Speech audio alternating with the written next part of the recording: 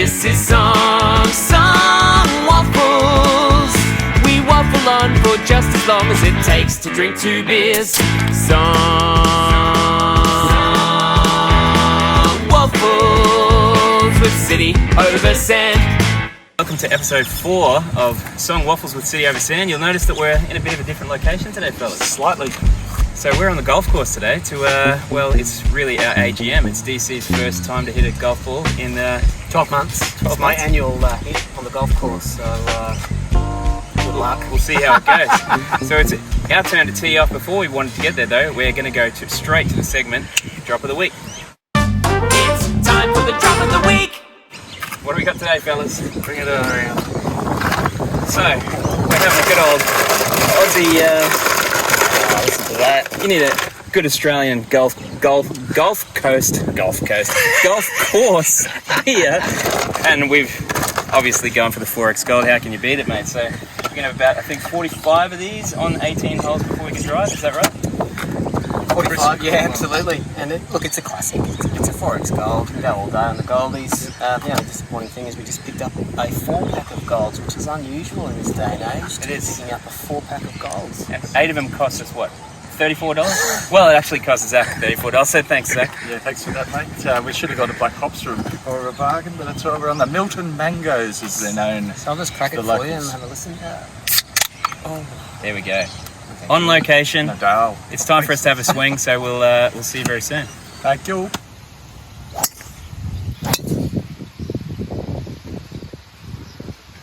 Oopsie daisy. DC. Could also be moist.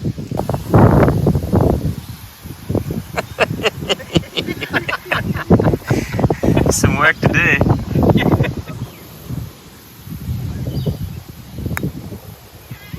In the hole. All right, so we've had a bit of a terrible first hole. Talk it up. Nice one to get it off the on the scorecard, though, isn't it? But anyway, what we're here for is Song Waffle this week. Song Waffle. What are we playing this week, DC? Well, we've decided that we're out on the golf course. We're going to do something as a little trio, a song off our Good Grief record, and it's called Old and Grey. Old and Grey. So, off our Good Grief record, it has a lot to do with the title of the album too, doesn't this song? I think the whole album is probably anchored out of this song. It's about dealing with grief, the loss of a loved one. So, yeah, that's what the Good Grief album is generally about. And, yeah, so we're going to give that a crack this afternoon on the golf course. But anyway, it's our turn to hit again, so we'll waffle on shortly.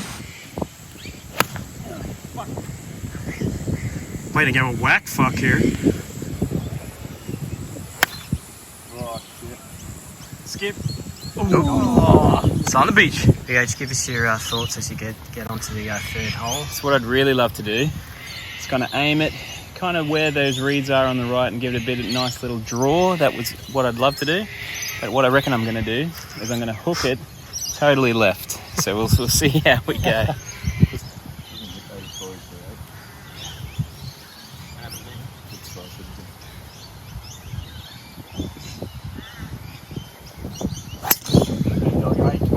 He did what he said he was going to do too. Look at that. Come around. Be nice. See, when you put it out into the universe, these things happen. But look at that. That's gone at least 450 meters on the floor. Bryson Hop. Oh, four run!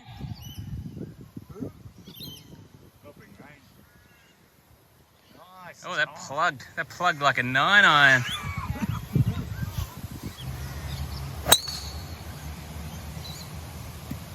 That'll play, DC, that'll play.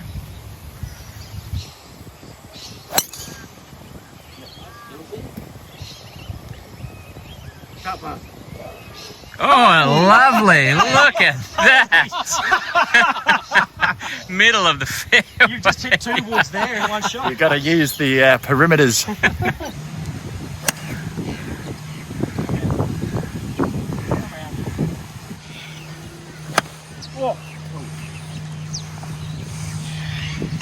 Mulligan. That on? Did you get that one? I think you only gave it 3 seconds.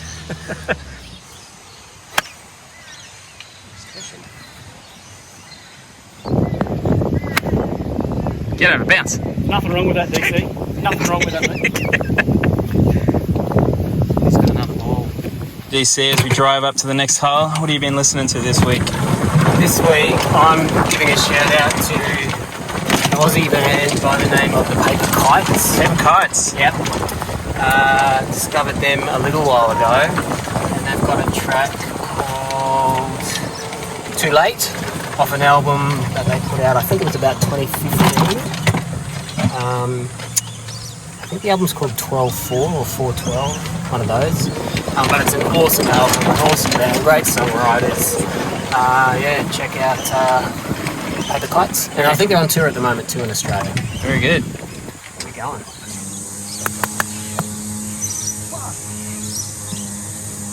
Anyone on? That's me down the left. Yeah.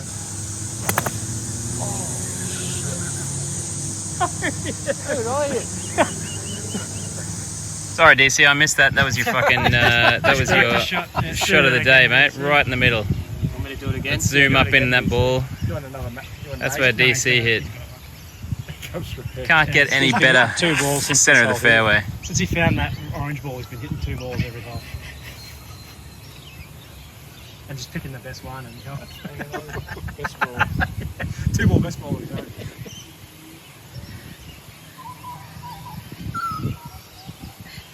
Oh, he's done it again! Ah, superb! Daniel Carroll. That's a tough shot. Well played. Tee back here, mate. See what he did there. Very good. Oh, dinger! That's making the cut. Lovely, Jules. Golf shot right That's there. A lovely shot. Lovely. That's downtown. That's the ball.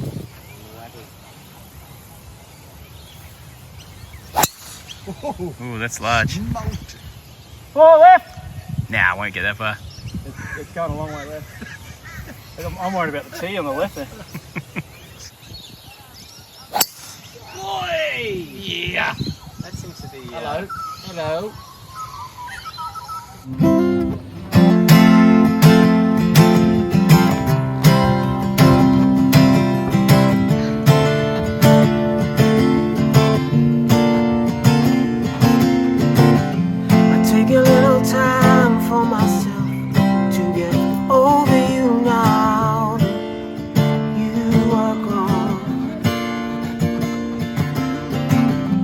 Body moved on, but your soul has an arm around my shoulder until I am old and gray. You and I, we knew I was caught back in Babylon. The summer was freezing, it was cold.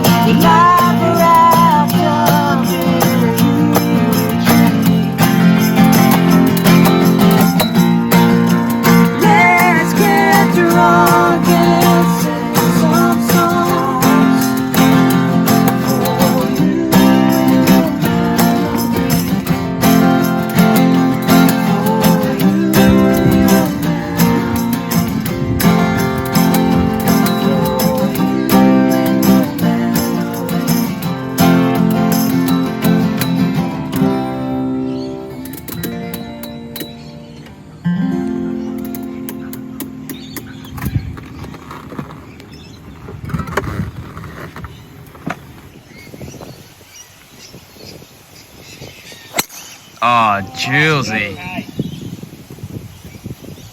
Well played, mate. He's alive. Superb. Take it. Take it. Not wet.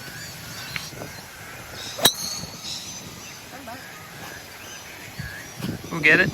You'll find it. Nice one. All right, fellas. So that's that was 9 holes. That's not how you play golf. No, that felt like about 47 holes. To be fair, warm up for the next 9. that's right. We were just starting to hit it. It was quite slow out there, though. So That was a masterclass in mediocrity. oh well. From me, anyway. Someone's got to do it. A masterclass in lifting my head for the first 7 hours. So I suppose we've got we got through some content on there. We got through DC's who we're listening to this week. So JK, it's on you, mate. Who are you listening to this week? I didn't know you guys did that. We did. Did you do that in the quiet? Yeah. On That the unbeknownst to, I thought we shared everything. action shot. Man. All right. Fine, if that's the way it's going to be. This week I was listening to Australian band Directions in Groove. Oh, dig. Dig it. Happy days. Stop it, Dig, otherwise known as Dig. The 1994 release. Man, what a whole album. A lesson in funk, a lesson in blues, a lesson in jazz. Pretty much puts me off playing drums sometimes. How do you And learning anything more and persisting Tarapai? with this. Yes, Tarapai, Richmond. What a god. I used to see these guys, same circuit as Floyd Vincent, like we said the other week. And I just used to attend anywhere between Brisbane and Byron every week. So Dig Deeper is the album. Give yourselves a lesson. Don't find it too discouraging like myself. I'm still playing, but Are yeah, they still there's some touring, heavy Jules? stuff Do in you there. know? boys. Are they still touring? I think they get together every now and then, but they're just such hired guns. Bit like us, really. Too busy, probably. Yeah, not playing golf like we do. Very good. But yeah, give that thing a spin. Good stuff. Directions in Groove. Yep, That is a off classic you go. Australian album too. I'm going to say that. It stood the test From the of time. 90s, yeah. Absolutely. Absolutely. All right. So what I've been listening to this week comes from a song that my daughter always puts on in the car. But it was a song that I showed her months and months ago and said it was one of my favourite songs ever. Yeah. And it's a song that I show all my songwriting students and stuff as well. It's called "How to Tame Lions" by Meg Washington. Oh, It's just a complete lesson in kind of doing less lyrically, letting the listener come up with what the next lyric will going to be, and just beautiful songwriting, beautiful harmonies, just a real masterpiece. So yeah. Is that a new piece of work from her or not? Nah, it was on her very first EP that she released. So it has been around for a little while, but yeah, just a masterpiece. And yeah, she puts it on every time I'm in the car with her, and I'm still not sick of Great. it, you know. So it's a really great song. So I haven't heard that one. I'll check that out for sure. yeah, that's what I've been listening to. Great. All right, so the beauty about having this is there's a young man behind the camera here, young Zaac Latter, good mate of ours, can hit a golf ball as well. Zach 86. But he's going to be the very first listener question live. So let me take that off you, Zach, and let's hear your listener question. Bit of a cliched one this week, boys. But as musos, you've obviously been playing for a long time. But what's the musician or the band that inspired you as kids to pick up an instrument and play? It's a great question, Zach. This is one that I can answer straight away for myself. I come from kind of fairly musical family or whatever, but the thing that made me want to play pop music and all that kind of stuff was actually Phil Collins. Listening to Phil Collins, but seriously, and hearing all the horn sections and stuff play, and then seeing the Live in Berlin video and watching the horn section play. And I was a horn player at the time, playing trombone and things like that, and I just wanted to play trombone in Phil Collins' band. And yeah, that kind of set me on a love cycle with pop music. I'm going to say that's about 87. That was my reason for playing. You want to play Phil trombone? Collins, yeah. Really? I know, but There you that's go. why I play drums. Phil Is that Collins. right? Yeah, absolutely. Wow. And do you know what? Cheers, Billy's 71 today, if you guys didn't Is know. that correct? Really? 71 years young. On you, Phil. He has a stick. Not a drumstick, a walking stick. I love Phil. The reason I played drums was Phil Collins, and it was the track Hand in Hand off Face Value. I think it's track 5, but I had it on LP then. Yeah. But it's with the children's choir, it's an instrumental. Oh, wow. So it wasn't anything to do with his vocals, but that song is a drummer playing as a lead part of a band, and that got me sucked into music. And then I saw him playing with Eric Clapton live in Birmingham '86, playing Layla, and Chuck Leavell, Nathan East, Eric Clapton, and Phil on the drums, and I stopped, and I've been playing ever since. Awesome, JK. Very good. How's that? Phil Collins, how's that? DC, can you affiliate with us here? Absolutely. Like the Phil Collins reference reminds me of living across the road from you, Jules. It's like, that's why I say it's literally like I'd say the late '80s when Phil Collins was. I don't know what album it was. Was it Studio? Yeah, it was about that time, and yeah, that had a massive impact on me. I still remember the VHS video I had watching that live concert. Yeah. But for me, I can't really pinpoint one band or one musician. I just remember growing up with my parents loving music and playing vinyl records and being in front of a stereo and my parents taking me to gigs and just being slowly immersed into music generally. And in all fairness, like, we did get to know each other's collections quite well, which was probably down to our parents' taste in music as well, which was really good. First gig we ever saw was LRB. Yeah, is that right? Yeah. Both 12 years old, or he was 13. Gee whiz. Yeah. I mean, I can remember, listening to Beatles records and even Band on the Run, Paul McCartney, and I vividly remember just being on the stereo listening to that record over and over again. But and my dad used to take me to see Billy Thorpe play live when he toured as a young kid, and he blew my head off. Literally, like I couldn't believe what I was watching, what I was hearing, and that had a little bit of an impact on me as a young kid, just learning an instrument. And as I grew up, I just fell in love with songwriters. I fell in love with awesome guitar players, and because I wasn't a great music student, and I'm still not a great musician, so I had a great appreciation for people who are at their peak. And there was a lot of those, and there still are. So for me, it was kind of across the board. I immersed myself in a lot of different things, and I guess I still do. Sure. Great question though, Zach. Thanks, man. That was a hard question, actually. Happy days. Well, I suppose it kind of partly leads into the next segment too, the Who is City Over Sand. So DC, you had a go a couple of weeks ago. JK was your go last week, and so I suppose it's my go to go this week. So over here, BH. So I kind of came into the fold with these guys in 2002 or 3. I moved down to the Gold Coast from Townsville to study music, and a good mate of ours, Benny Crawford, was making a record with Dan and Jules for part of his studio portfolio at uni, the degree that we did together, and they needed a keys player, and Benny got me to play some solos on the recordings, and then that was that, and then I've played with the guys ever since. So funny feeling. Never let him go, did you? No. So that's like 20 years ago this year. I'm going to say that's probably 2002 or 3, I reckon. Or 4, maybe. It could have been 4, perhaps. Yeah. But yeah, it was when I was kind of early starting in my music degrees.